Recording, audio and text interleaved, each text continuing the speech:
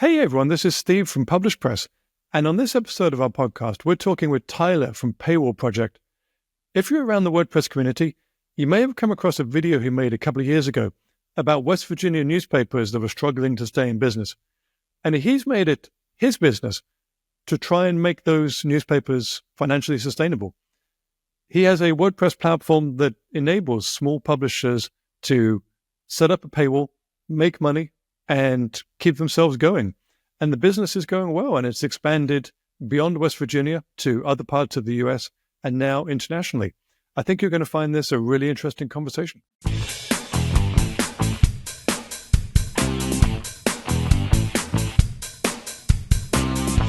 Hey, Tyler, welcome to the PublishPress podcast. Hey, thanks for having me. You run a project, PaywallProject, that's been around, 5 or 6 years now? Yeah, formerly 5 or 6 years, but sort of in the background for probably almost 10 years. Wow. Yeah. And so you mainly focus on talking to your audience, which is publishers, and not so much to the WordPress community. So if you don't mind, could you introduce yourself, who you are, what you're doing? Could you let people know about the Paywall project and what you're working on? Yeah. So my name is Tyler Channel. My company is PaywallProject. And so we focus on providing a fully managed tech stack for publishers, mostly local publishers. And we utilize WordPress and a lot of the WordPress, plugin community software options to provide that software or that service. You almost mentioned WordPress as a bit of an afterthought there, that the people who are coming to you are newspaper publishers, and most of them want a platform first and foremost and don't necessarily care if it's WordPress or not? That's right. The vast majority come to us just looking for a solution, and they don't really care what the solution is. But WordPress, you're in the space, I'm in the space of WordPress. WordPress is the best in terms of publishing and access to a broader community of functionality and easier to maintain and publish and all of those things. And so they come to us, and that's what we offer. So you've been in this almost 10 years now. How did you get started? What's the origin story? Yeah. I went to grad school at West Virginia University for journalism. Spent a lot of time thinking about local news, like local news revenue models, like how can we keep these mom and pop local newspapers alive. West Virginia is a very small state. There's a lot of small publishers. There's 55 different counties and almost just as many newspapers in West Virginia as there are counties. And so this was in 2016. I got approached by a startup publisher to build a website for them. And that sort of snowballed into getting more publishers that wanted sites set up, and more specifically sites that generate revenue. That was sort of my, I don't want to set up a site that you're just publishing content on, aimlessly. The point is to generate some revenue, create some sustainability. And so after those two first initial clients came on board, I found myself driving around to these really, really rural communities in West Virginia, pitching, basically pitching WordPress sites for them with paywalls and trying to get them to adopt that kind of system. So you did some old school sales. Old school, yeah. I made a connection with the West Virginia Press Association, and that was sort of my avenue into cultivating some trust in these teeny tiny communities. And my thought was, if it would work in West Virginia in these small towns, like a paywall or a subscription system, and generate revenue, sustainable revenue, then I thought, wow, then this could work virtually anywhere. So I might be British originally, but I've been to West Virginia a good few times now. Oh, nice. Including during COVID, we took a particularly long trip in and out through the mountains. Basically, it was lots of outdoor activities, so good for the COVID era. And West Virginia strikes me as a place where it's not just one state. I mean, you go out west, there are states where it's completely flat. You have maybe Arizona, for example, 2 or 3 big cities, fairly connected and fairly easy to get to most of these places. Whereas West Virginia strikes me more as 50, 60 separate little micro-states Yes. because of the way the mountains are and all the little towns are so isolated. That may be related to each little town having its own newspaper, its own distinct little community, the newspapers being a core part of those communities. Absolutely. Yeah, for sure. Yeah. And again, so West Virginia is not exactly known for its broadband connectivity tech, economy. Well, there's whole areas of West Virginia which are almost internet blackouts, right? Or Wi-Fi blackouts. For sure. Yeah. If you're not familiar with West Virginia, it's a very rugged landscape for sure. And not exactly a place where you would, incubate a tech startup or any kind of tech operation. And so that's why, again, like if I could get something to work in West Virginia and get publishers to adopt, even on a small scale, get them to $5,000 a month or $10,000 a month on a very small, 5,000 person town, then the idea was that, okay, then we could do this in other places and create some sustainability for other publishers too.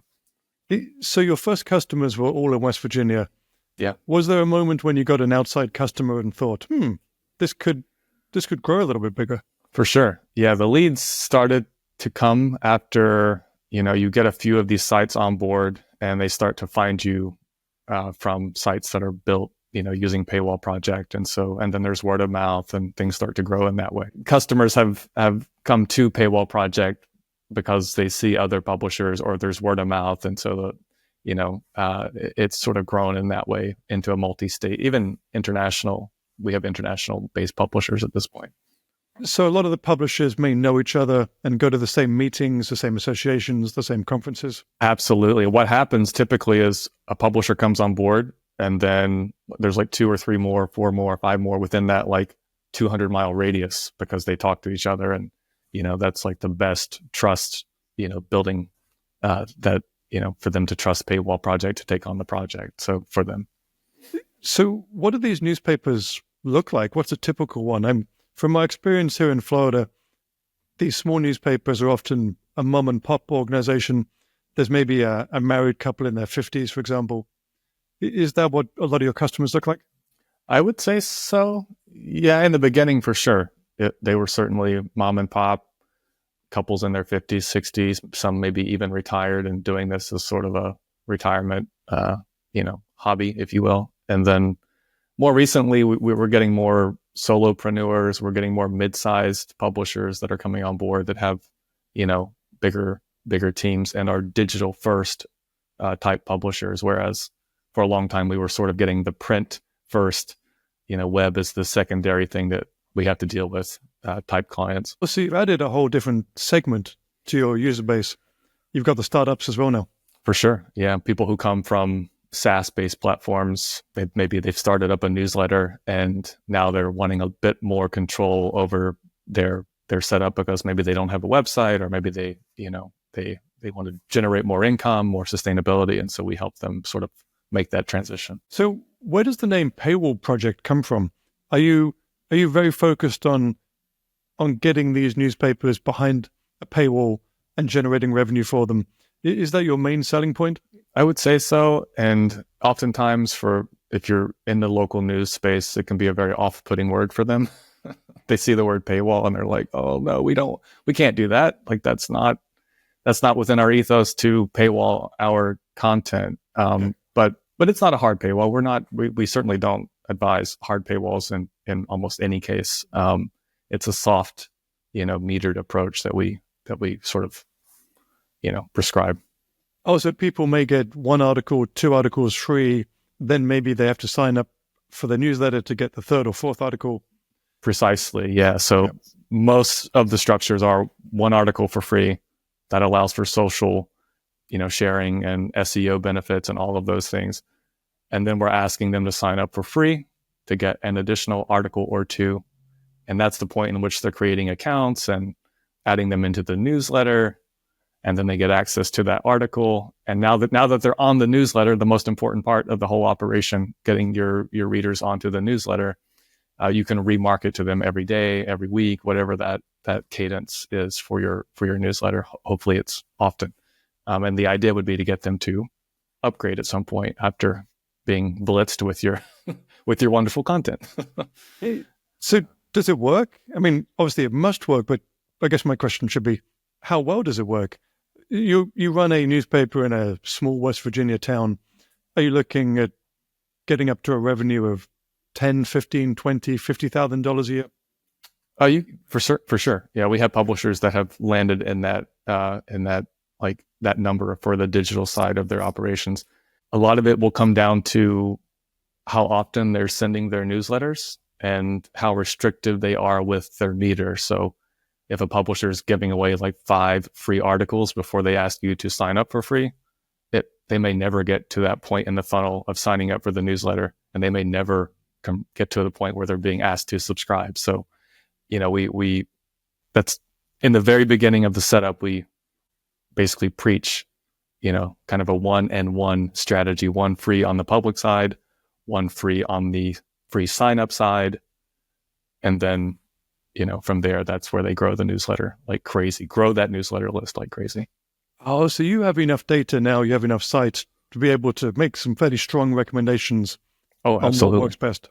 Absolutely. Yeah. And that's something we pitch in our when we do sales calls is, we have close to 70 some publishers at this point that we kind of can pull from and see what has worked, what has not worked, and kind of recommend a strategy for them. So a large part of this job sounds like it's almost consulting as well as the tech side of things, that these companies come to you because they know they're not digital native. By and large, they need some help, and they're looking for someone like you to give them the tech stack and also give them some expert advice as well. For sure. Yeah. And that's the thing. Like publishers, I tell them all the time, you can go through and look at our tech stack. You could use every one of these plugins yourself. Feel free to do that. Like we don't put them in contracts. We're not, that's not what we're trying to do. The goal is to get them to sustainability. That's goal number 1. And so, the open source community is the best way to sort of put those puzzle pieces together. And yeah, you're right. We do provide a lot of like marketing help for them as far as like sending their newsletters, helping them, with that whole infrastructure. So you're not trying to get too much of a vendor lock-in that these customers, if they wanted, could pick up and leave, but you're providing a high quality service and they stick around. That's the point. Yeah. The point is to give them service that they're not used to and not locking them into contracts, which is something they're also used to, to seeing with other vendors, especially outside of the WordPress space. And yeah, and they stick around. And, we've got good software partners, and we've got, I would say, wholesale based rates on a lot of plugins that we utilize. So it keeps our costs low, which also keeps it low for them to, get started and to try it out. So you're about 10 years into this now, I guess 5 or 6 officially, as PaywallProject. Mm-hmm. Are things picking up? Is business good at the moment? Are you getting new publishers through the door? Yeah, for sure. Yeah, I would say that something has happened in 2025, and like there's just been an abundance of leads recently. I'm not quite sure why, but yeah, things are good. There's a lot of startup-based publishers that are coming to us more so than before. Interesting. Yeah, okay. So people who are using existing SaaS platforms, maybe they've tried it out, they're getting some traction, but they're like not sure what to do next. And so that's something we're seeing quite a bit of. Oh, and we're also getting these like large, like multi-chain news, like organization leads that have, 10, 15, 20 like sites as part of their, their operation. So it's kind of all over the place, but mostly, publishers only. Oh, congrats. So the original small town West Virginia newspaper that you started with, and I think quite a lot of the WordPress community might know you for, because you did at least 1 or 2 videos about some West Virginia newspapers several years ago. But that original constituency, that original audience, it is still there. But you've also added startups, and you've also added larger newspaper chains as well to what you do. Absolutely. Yeah. Nice. Yeah. And that was the goal from the beginning, was if we could prove the concept in a very difficult place to prove it, then, it would be easier.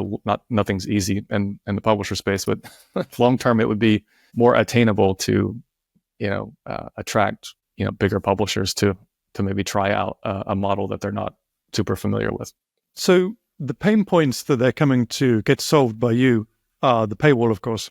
Sure. And I think you use the leaky paywall software. That's right. Yeah, we're heavily embedded with their operation as far as, We've talked before because you work with leaky paywall, right? On a part-time type basis. We do some product development together because we both have insights to like what publishers are asking about and what they're wanting and things like that. So the problems that the newspapers or the publishers need help with are the paywall and the newsletter as well? Absolutely. Yeah. The newsletter and just general content distribution, like publishing, like general publishing is a struggle. Okay. Yeah. Oh, they need sort of basic WordPress help. For sure.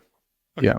Yeah. And I would say that like half of our client base, maybe a little bit more that come on board are not WordPress like natives. They're coming in with all kinds of different CMS systems that have to be migrated into WordPress. They know about WordPress.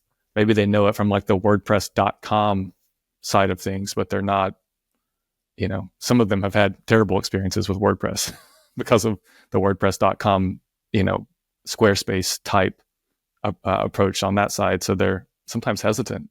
But by and large, it's a training exercise for all of them to get them into WordPress and, used to that ecosystem and publishing and sending their newsletters through WordPress and things like that. Oh yeah, you use the newsletter glue plugin. Yeah, to newsletter send glue. the newsletters out. Yeah, absolutely, fantastic. If you're trying to, wrangle your publication workflow, newsletter glue allows you to kind of do that inside of WordPress and just send out the HTML to your preferred ESP. It sounds like you got a migration challenge as well quite often. I know talking with some people at a Newspack, for example, which is similar to what you do, but owned by Automatic. Right. And they've had migrations from 101 different CMSs and setups. So a big portion of what you do is wrangling all those migrations onto WordPress. That's right. Yep. Because you can't bring them onto WordPress without bringing on, 20 years of legacy content and, keeping that SEO value that they've cultivated over the years. So yeah, that's usually a pretty big challenge, but we've got workflows for each, different CMS. You see a lot of stuff when you start getting into migrations into WordPress from different systems. And so it's possible. If the data's there, it's possible. We've listed all these things you do, all the things you're doing from the tech support to the sales to the migrations. Is it just one person now? Have you got a team with you now? It's a small team at this point. There's not everyone's full time, but there's probably around 6 or 7 players at this point, like helping with all of this. So you've grown to several hundred sites on the platform, several staff members. Yeah, I'd say we're not quite to 100 publishers yet, but we're almost there. So I saw that you've just launched a new events product, an AI-powered events product. Yep. And Steve, you might be familiar with this. So being in like the publisher space, like kind of hearing what they have to talk about, the issues, the pain points that they come to you with, they're very acute. Typically, they're very nuanced issues that they find themselves in. And one of those issues is putting together an events calendar for local communities. It's time consuming. It's sometimes costly for the publishers to put together. And so we put together a system using AI and scraping and a number of different tools to basically cultivate local community calendars for the publisher. So pulling events from, let's say, 10, 15, 20 sources, and then importing them into a WordPress calendar plugin for publishers. So they have all of the events in the community.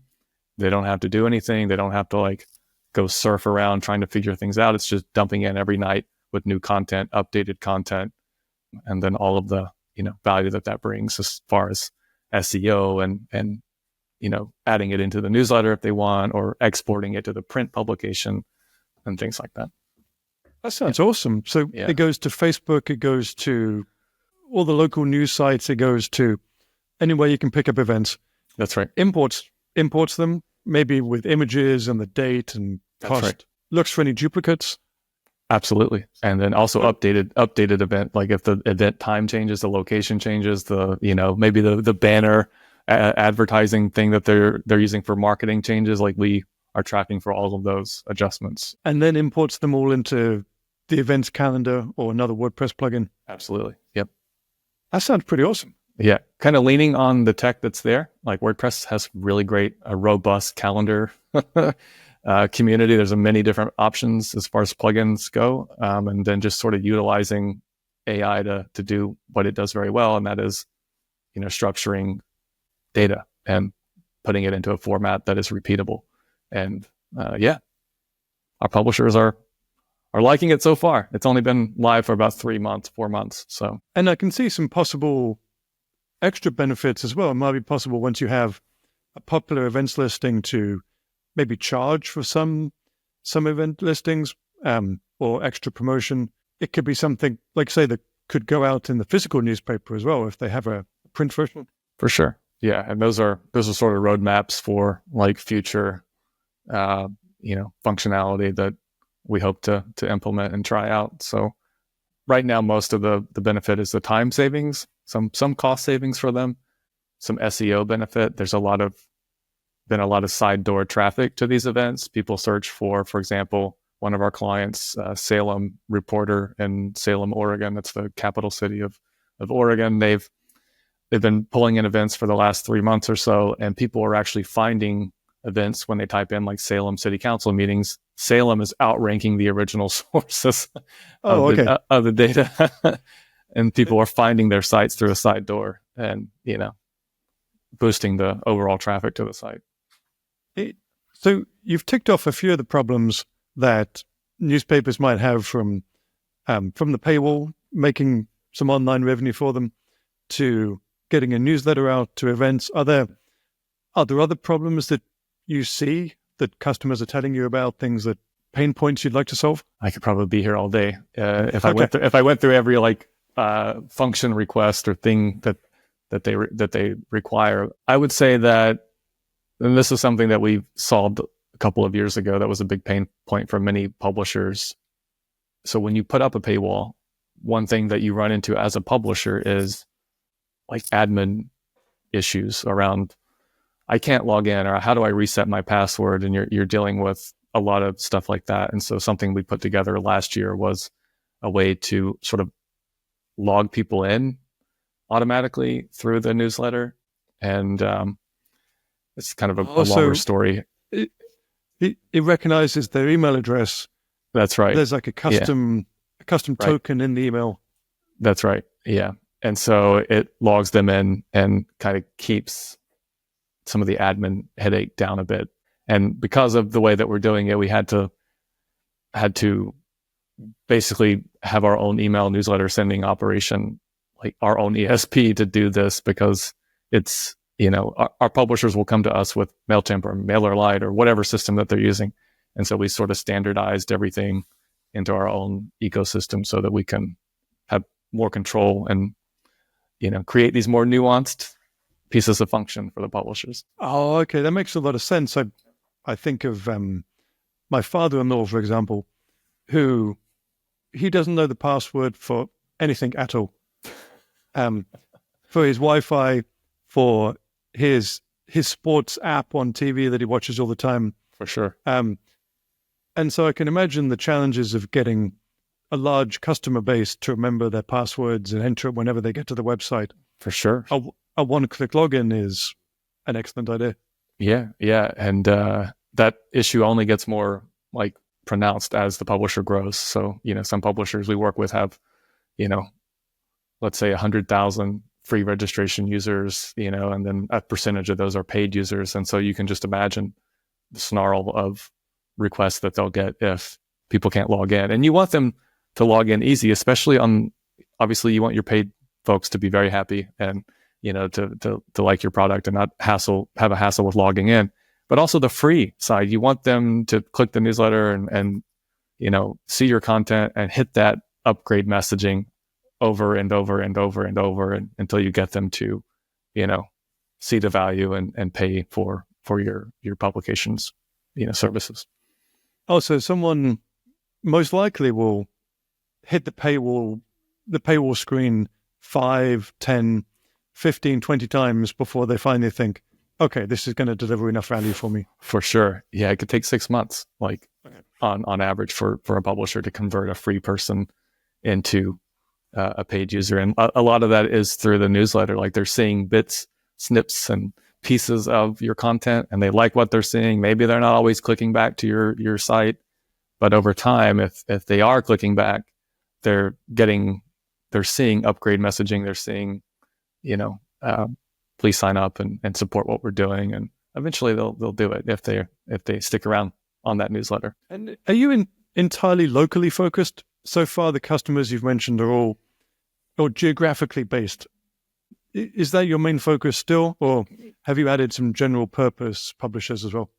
Mostly local news and like medium-sized news publishers, like regional publishers come to us. Like you'll see leads that come from, this one area or statewide region of publishers. We've not kind of gone out and tried to get other use cases for there's probably millions of different use cases for a paywall, but we're trying to stick to the publisher universe.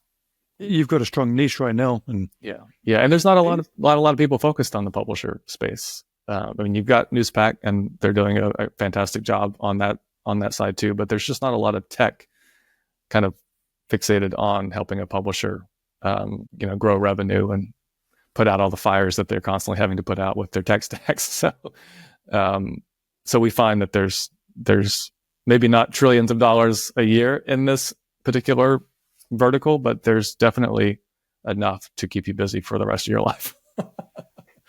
There's certainly a strong niche that's above something like a Substack or a Beehive.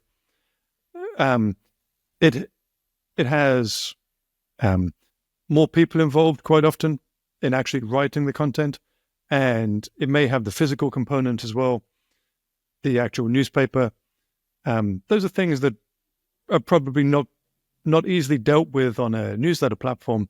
You're offering something that is more independent, can better integrate into their wider workflows. There's a real niche that you found that probably can't be easily taken away by a SaaS service, particularly when it comes to the consulting and the expertise that you offer them too. For sure. And I'll just mention that almost every publisher, they come to us with some kind of pre-existing circulation type system that they're using. And they want that data also synced up in there, or they've got this other system that needs the data to flow here and there. So there's a lot of these small, integrations that have to be, I wouldn't call them small. Some of them are quite difficult to master, but they come in with a lot of specific needs around their data and where it needs to go. So yeah, it's something, you're right. It's something that SaaS platforms can't quite do at scale, and they wouldn't do it at scale because print publishers, their circulation systems, it's a smaller batch of users that are in that universe. They're not in the digital space where there's millions of, if not billions of potential clients. So. Yeah, you have quite a defensible position there. Yeah, that it wouldn't make sense for any SaaS service to try and automate integrations with all these platforms. For sure. Yeah. Why would you do that?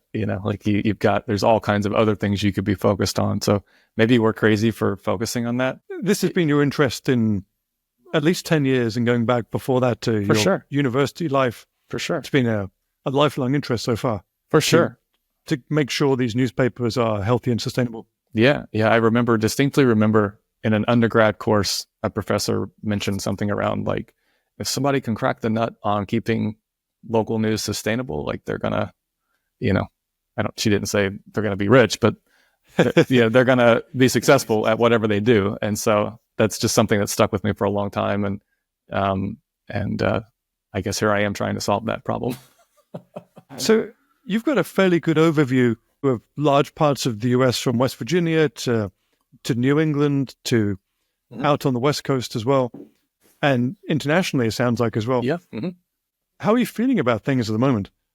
How are you feeling about the lifespan of these newspapers of these local regional publishers? Yeah, I've seen publishers come to us who have a print component. They add the digital component. They see us as sort of a thing they have to do. They have to have a website or whatever. Some of them don't even have websites. I know some of your listeners are thinking, what? No website? And we've seen them actually my print publishers are going to freak out when I say this. They've kind of done away with their print more. Like it becomes less of this thing that they need to focus on. And I've seen some of them go entirely digital. Okay. Printing maybe is not going to be here forever as far as distribution goes, and it shouldn't be because it's really expensive and people pay for delivery of a paper that actually is kind of a loss leader for most publishers. They're doing it just for the advertising. This is a whole different discussion, but we're basically transitioning them to digital, and then they're growing, more and more, and they're seeing higher returns on the digital subscribers.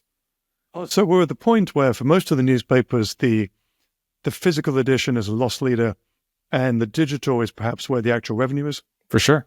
Yeah. The only reason most of our publishers, they're gonna kill me for this, are publishing a print component is they've got print ads, and some of them have public notices that run inside that print publication, and some of them are state mandated to run those public notices in the paper. And they get paid for that, right? For sure. And so that's why they do it, right? There's revenue. And that's what I've quickly found out when I was going through all of these small communities. I'm like, how are they staying in business? Like there's 5,000 people in the town. This doesn't quite add up. Like what's making this function? And a large part of that revenue is coming from like state code that requires public notices to go out in the newspaper, which can generate significant revenue for a small mom and pop shop. Oh, these are things like there's a local construction project coming.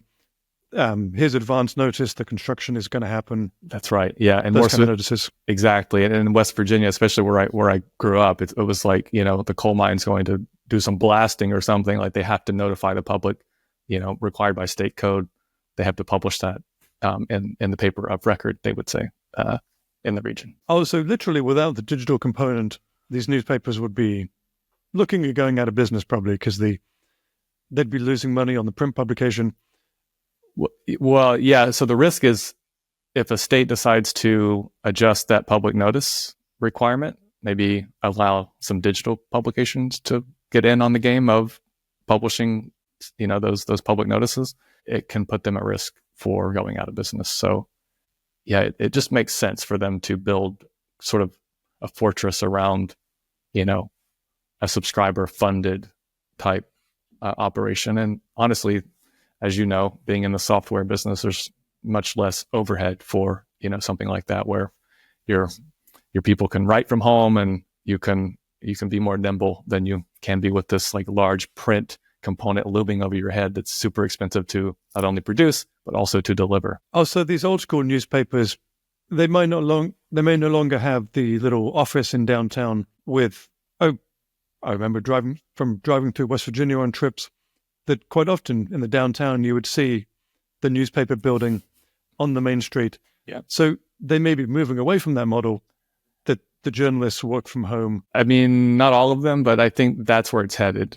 They're headed to a future where there's less overhead, there's less print, there's less overhead from the print component that they're trying to keep going. And more of a focus on the digital subscriptions. So you sound reasonably positive on these small local newspapers, but you're also seeing an influx of new startups, companies who are trying to get into this space. Are these kind of ex-journalists maybe laid off from the local newspaper, or these young people fresh out of college, full of energy? What kind of startups are you seeing coming to use PaywallProject? Yeah, it's actually kind of interesting because we're seeing kind of both. The Salem Reporter, for example, they're a digital first startup. I think they started up in 2018. They came to us a few years into that operation. They've got a mix of, a long-time respected journalist, Les Zeitz. He's been in the Oregon political journalist scene for decades. And then he's also got a younger staff around him that's reporting on the local daily news in Salem, and they're hyper focused on certain verticals of content. They're focused on the city news. They're focused on the schools. They're not branching out into all kinds of stuff. They're just like hyper focused on. They're not trying to be perhaps an old school newspaper that had the high school football game and the local fate. They're trying to narrow in on things they can do really well. That's right. Yeah, they're focused on what the community like wants to read and what they care about, and so because of that, they see a lot of paid subscribers. They see a lot of free subscribers. They've got a lot of newsletter subscribers that if they don't get their newsletter, if they miss their newsletter, or it goes, I don't know, they mark it as spam by accident, like they'll panic. They'll email the Salem Reporter and be like, "Where's our newsletter?" And I'm like, that is like the best news that I've ever heard. And they get that often. If somebody marks it as spam and it goes away and they don't get their newsletter every morning at 6 a.m., they're concerned. And that's what you want. So they're using your platform to hit the inboxes every morning, 6 o'clock. That's right. Yeah, multiple times per day. Yeah, they've got multiple times per day. Yeah, they've got a free newsletter which goes out in the morning, and then they have a paid newsletter, which is very similar to their free, but it gives a little bit more commentary, maybe some updates on like some stories they're working on, a little bit of behind the curtain of what's going on that you get as a paid subscriber. Yeah. So you're kind of seeing in real time the birth of a new business model that is working for some new publishers. They are providing a different service, maybe more focused on specific areas and specific needs, but there are publishers out there that are getting started, that are making money, that are really filling a local need. Absolutely. And they're doing it without having public notices sort of fund their operations up until, recently, I think Oregon passed some legislation that allows digital operations like Salem to accept public notices on their sites, which is great. It helps with the revenue side, but they're focused on the digital subscribers. Like that's where the revenue is coming from, along with some ads, but by and large, the focus is on digital subscribers. So a lot of these organizations are making money from the paywall. Maybe they sell some ads as well. Do a lot of them have other sources of revenue? Are they taking donations from? Are they taking grants from organizations like the Knight Foundation, for example, or are they running events? Do they have other sources of income outside of the paywall? Some of them do. Almost all of them are running ads to some degree. They're running local ads, not so much Google ads, but local ads. That's far more valuable to the publisher and to the readers. Some of them do events, but I would say by and large, like most of that revenue is coming from like their digital paid subscribers, like each month, especially the digital first like startups. Their ads are sort of secondary. Public notice stuff is secondary for them. They're hyper focused on the digital paid people. So what you do really is the core. It's the flywheel that drives their business. They may get money from elsewhere, but basically the core thing they do is publish content. They have a soft paywall with one free article, then one if you subscribe to the newsletter. Then they send out the newsletter daily, weekly, maybe multiple times a day. And then once someone has read the newsletter, seen that paywall message often enough, they'll subscribe. That's right. That mechanism is what is driving these new publishers. Absolutely. It's not a newsletter widget sign up on the sidebar. It's using the content. I want to see more of this content. Okay, I'll give you my email address to unlock this content. And that adds me to the newsletter and gives me access to the content. That's the key to getting that newsletter to explode and growth, and then get you to a point where you can get them to pay for access. Awesome. It sounds like you're finally achieving the goal you set out to. Back in college when you were listening to that professor talk. Yeah, for sure. Did you found a way to make local news sustainable? Yeah, I always tell publishers, we wouldn't be in business if our publishers were not making money. So like that's the point. The point is not to set up the tech stack and then walk away from it. We want them to make money from it. It's not a service fee that they have to just pay every month. It's something that actually provides like actual real value to them and their readers. Oh, feel free to refuse to answer this question if it's uncomfortable, but do you actually make a cut of the revenue the newspapers make? No, we don't take any percentage fees, no transaction fees. The only thing they pay us is a monthly service fee. And so we scale up based on functionality and the number of emails that they send out per month. So if they've got high volume, then we basically scale them up from there, but we don't take a cut. So your incentive is to keep them on the platform, to keep them successful, to keep them doing well enough to be able to keep being a customer. But it's not as if they make $500,000, then you get a 3% cut of it. No. And again, our publishers are small to medium like publishers. So that like if they could, I mean, it would be a miracle for some of them to get to 1 million just based on the populations of their communities. So the point is just to keep them like sustainable. Obviously there's room for growth. But a lot of people don't get into small town journalism to become millionaires through what they do. So yes, they can make 50, 60, 70, $100, $200,000 a year, probably yes, like in most markets. But becoming a millionaire or trillionaire or billionaire or whatever is a lot less likely. So a lot of these will be 3 or 4 person operations probably forever. That's the maximum scale, the maximum size they can be given their market. Definitely. Yeah. Whatever the market can basically support is, how big their teams will be. So where is PaywallProject going in 2025? Are you continuing to be hyper-focused on your local news niche and continuing to build out the platform, say with this AI events plugin and other services, or do you have other plans for the year?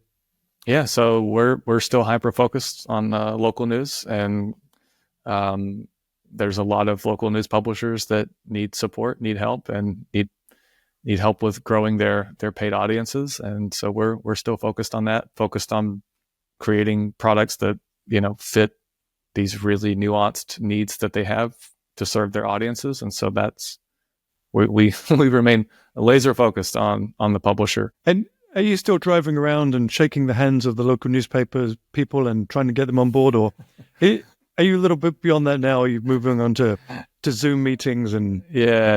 I haven't done that in a while, but yeah, it's mostly all Zoom calls at this point. Almost every day, there's some sales calls to go through, demo calls. Well, that's probably the theme of this conversation so far is that things are moving digital now. For sure, absolutely, yeah. Okay, final question for you, and we ask this of everyone that comes on the podcast. And I think as much as anyone, you'll have a lot to choose from. Is there a good publisher, you can choose more if you want, sure, whose work you admire, whose newsletter drops in your inbox and you say, okay, I'm looking forward to that? Yeah. Who's a publisher whose work you admire at the moment? Well, there's 2. The Salem Reporter is like our poster child of doing everything to the highest level. They're sending their newsletter at a good cadence. They've got the free registration set up. They've got a lot of good hyper local focused content. They're checking those metrics, like seeing, which kinds of content are converting people to free, which kinds of content are converting people to paid. Like they're really laser focused on growing that paid subscription audience. And I'm not even from the area, and I enjoy reading about the local community because it's that focused. It's that, in touch with what's going on. As far as like news that I read, like a publisher that I read often, and I wouldn't say they're doing a particularly great job on the subscription side, but I do enjoy their content. I read the Bangkok Post. Okay. Yeah. I was not expecting you to say that. Nobody ever is. Yeah. So I really enjoy their content. My wife is Thai, and so we travel to Thailand, and so we've I like to stay in touch with what's going on in Thai government and economy and things like that. They send out a regular newsletter that, even though you're sitting in West Virginia, you can read. And for sure, yeah, they've got no. Do you subscribe to them? Well, there's no need to, because it's all free, and so there's a lot of room for improvement. Their content's fantastic, and maybe I don't know enough about the Thai media market to know whether or not people would pay. Works in West Virginia. I don't know if it works in Thailand, but yeah, they've got good content, and they do have a sign-up widget for the newsletter. It's just really hard to find. So, I suspect over there they might be looking at things like paid WhatsApp channels or probably paid Telegram channels or something like that. For sure, yeah. Line and WhatsApp are like, king of like communication for most folks in the region. So, yeah. Hey, well, if Paywall Project keeps on growing and you keep on getting more international customers, maybe you can try and pitch the Bangkok Post one day. Yeah, we'll have to open a branch in Thailand. Yeah, there you go. Well, awesome. Thank you so much, Tyler. It's been great to hear about your work, and I wish you continued success. Yeah, thanks so much for having me.